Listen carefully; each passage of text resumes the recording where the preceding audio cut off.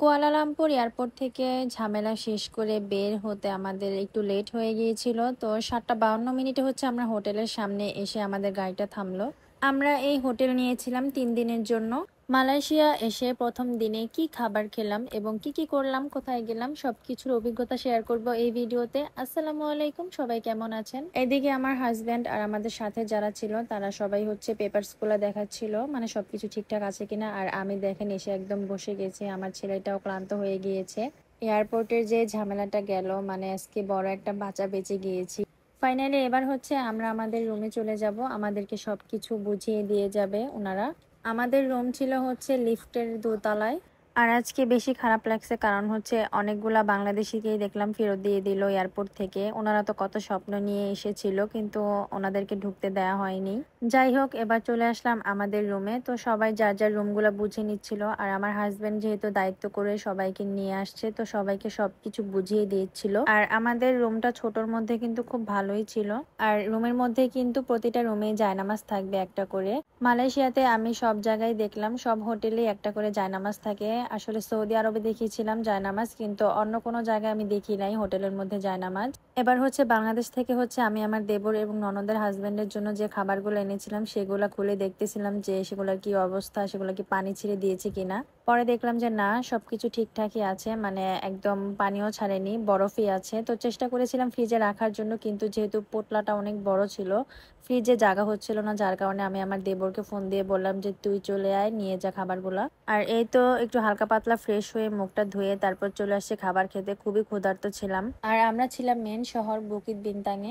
আর আমরা হচ্ছে বুকিত বিনতাঙে 3 দিন থাকবো, তারপরে হচ্ছে লাঙ্কাওয়ে যাব 3 দিন থাকবো, তারপরে হচ্ছে ব্যাক করব হচ্ছে বুকিত বিনতাঙে। আর তার পরের দিন হচ্ছে আমরা বাংলাদেশে ব্যাক করব। আর দেখেন এই রাস্তাটা এত সুন্দর, আর এত সুন্দর ডেকোরেশন আর লাইটিং। আর এখানে হচ্ছে মানুষ, এত মানুষ ছিল যে এখানে হাঁটাই কষ্ট হয়ে যাচ্ছিল। আর এইদিকে হচ্ছে সব ফলের দোকান। আমার অনেক ইচ্ছে ছিল সবগুলা ফল একটা একটা করে ট্রাই করার, কিন্তু আমার টাইম হয়ে ওঠে নাই। ইনশাল্লাহ আবার যাওয়া হতে পারে, কারণ হচ্ছে আমরা মালয়েশিয়া যে হচ্ছে থাইল্যান্ডের ভিসার জন্য অ্যাপ্লাই করেছি। যদি ভিসা হয়ে যায় তাহলে তো আলহামদুলিল্লাহ যাওয়া হবেই। আর আপনারা যারা ট্যুরিস্ট তাদেরকে আমি বলবো যে আপনারা বিশ্বস্ত একটা ট্রাভেল এজেন্সিতে আপনারা ভিসা করাবেন। বারে বারে যদি ভিসা রিফিউজ হয়ে যায় তাহলে ভবিষ্যতে ভিসা করতেও প্রবলেম হয়। আর আপনারা যদি চান তাহলে আমার হাজবেন্ডের এজেন্সি থেকে ভিসা করাতে পারবেন।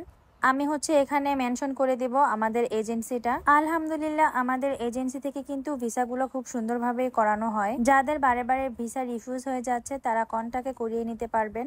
আর আমাদের এজেন্সি থেকে স্বল্প মূল্যে হচ্ছে ভিসা, টিকিট সবকিছুই কাটতে পারবেন। আপনারা অনেকেই আমাকে ইনবক্স করতেছেন, তাই সবার সুবিধার্থে আমি বলে দিলাম। তারপরে তো অনেক কথা বলে ফেললাম। এবার হচ্ছে আমরা খাবার খেতে গিয়েছিলাম। তো এখানে হচ্ছে মালয়েশিয়ার আইটেমই ছিল। তো এখান থেকে আমরা বেছে বেছে কয়েকটা আইটেম নিয়েছিলাম। তার মধ্যে হচ্ছে আমি সব থেকে মজা পেয়েছি হচ্ছে করলা ভাজি দিয়ে ভাত খেয়ে। আমি যে কদিন থেকেছি আমি শুধু করলা ভাজির আইটেমটাই খেয়েছি, আমার কাছে খুবই মজা লাগছে। এইখানে কিন্তু অনেকগুলো আইটেমই ছিল, তবে সবগুলো আইটেম আমি নেই নাই। জাস্ট একটা চিকেন আইটেম নিয়েছিলাম, আর হচ্ছে একটা হচ্ছে করলা ভাজি নিয়েছিলাম। আর জার্নি করে এসে এই করলা ভাজিটা দিয়ে আমি পেট ভরে ভাত খেয়েছিলাম। আর চিকেনটা ছিল একটু মিষ্টি মিষ্টি। তারপর আমি এখান থেকে একটা ফিশ নিয়েছিলাম। তো ফিশ ফ্রাইটা কিন্তু খুবই মজার ছিল।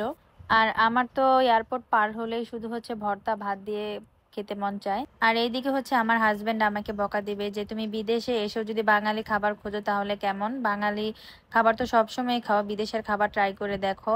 কিন্তু আমার মনটা শুধু বাঙালি ভাত আর তরকারির দিকেই টানে। আমি হচ্ছে এখানে ছেলের জন্য একটা ডিম ভাজা নিয়েছিলাম। এটা ডিম কি কি দিয়ে যেন ওনারা ভাজছিল, তবে খাওয়া যায়। আর এইদিকে তো আমার হাজবেন্ড খুব সুন্দরভাবে খেয়ে নিচ্ছিল। তার হচ্ছে খাওয়া নিয়ে কোনো, সে হচ্ছে এমনিতেই ডায়েট করে, কিন্তু বিদেশে যেয়ে তার কয়দিন ডায়েট করা হয় নাই। আর এই তো আমি হচ্ছে আমার ছেলেকেও খাইয়ে দিচ্ছিলাম। আর দেখেন আমি বেশি করে করলা ভাজি নিয়ে তারপর ভাত খাচ্ছিলাম। তো ভিডিওটা আজকে এই পর্যন্তই। সবাই ভালো থাকবেন, সুস্থ থাকবেন। আর ভিডিওটি ভালো লাগলে অবশ্যই লাইক, কমেন্ট, শেয়ার করে দিবেন। আল্লাহ হাফেজ।